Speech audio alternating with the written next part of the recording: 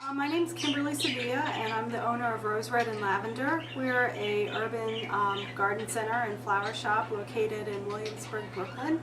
Terrariums are terrific. They were invented by a man named Ward, and he discovered that when you put plants in an enclosed container, in a glass container, that they lasted for months with little or no care. And he developed cases called Wardian cases that were used to transport plants from tropical regions in ships.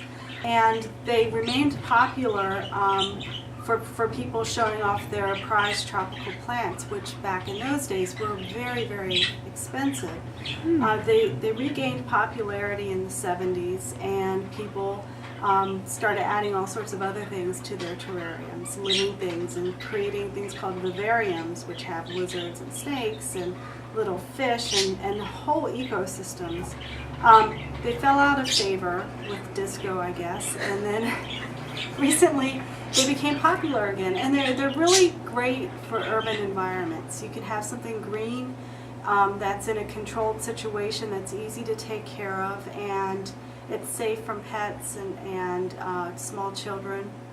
And it's also something where you can create a miniature landscape and a miniature world and do something that's really fascinating. So rather than being so wild and tropical and full of lizards and such, in the 70s, the terrariums that are popular now are a little more simplistic in their nature and are focused more on the materials used and creating something that's beautiful and a piece of art.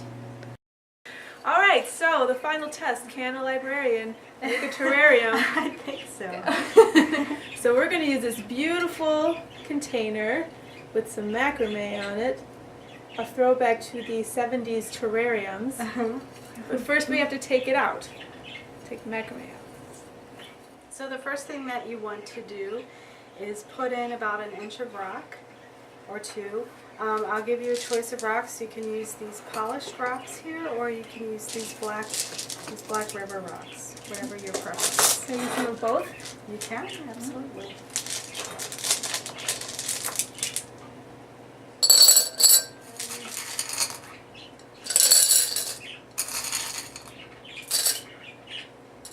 Maybe a little bit more.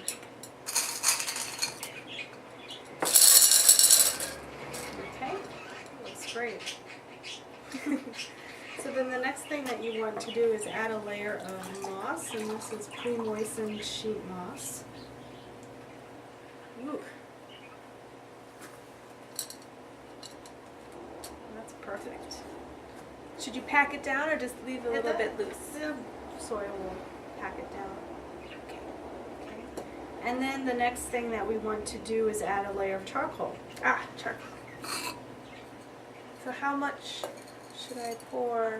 Charcoals with a charcoal, a layer. Just one layer. Not the whole thing. Just, yeah, a 1/4 inch or so. So just so that the moss is covered. Some people don't use rocks, they just use charcoal. So there's really no hard and fast rules about it. Depends on what you like. That's great. And then your next layer is going to be a layer of soil. You only want to put maybe a 1/2 inch of soil in here. Okay. We're going to be putting plants in that have their own soil, so we don't want to add too much. Just a little bit here. A little bit more? Maybe a little bit more. Otherwise the height will become too high and it will look awkward. So in your terrarium you're going to be planting, this is a Griffin begonia. It's a type of a dwarf begonia, and it's excellent for terrariums. And you want to take the root ball and gently massage it over the terrarium so that the soil falls in. Should I? So kind of give the whole thing a squeeze. Yeah, just like that. You want to break it apart a little bit. How's that? That looks beautiful.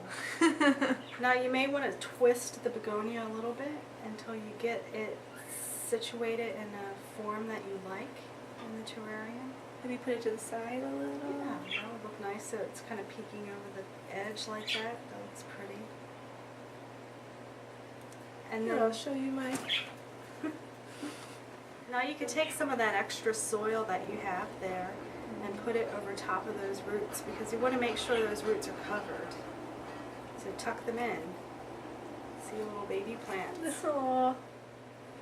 So then the last step with our terrariums is to put a top cover onto the soil to make it look nice. A lot of people, you could use moss, you could use rocks, you could use sand, you could use, little figurines, decorative balls, whatever you want.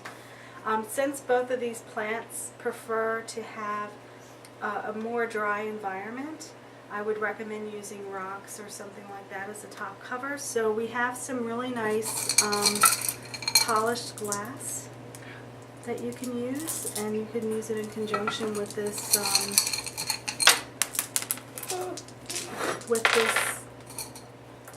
pearl stone, which would be really pretty. It's sort of like a creamsicle. It's my creamsicle terrarium.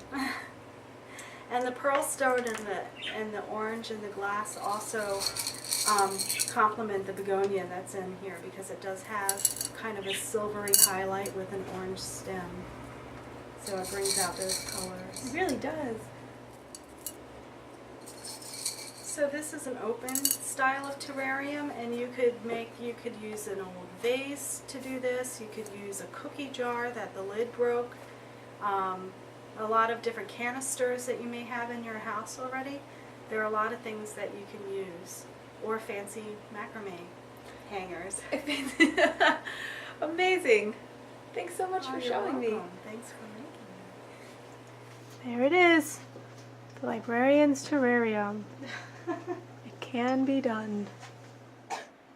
The New Terrarium by Tova Martin is a great book if you want to get started on terrariums and also want a book that wasn't written in the 1970s and has new ideas about what terrariums can look like in your home.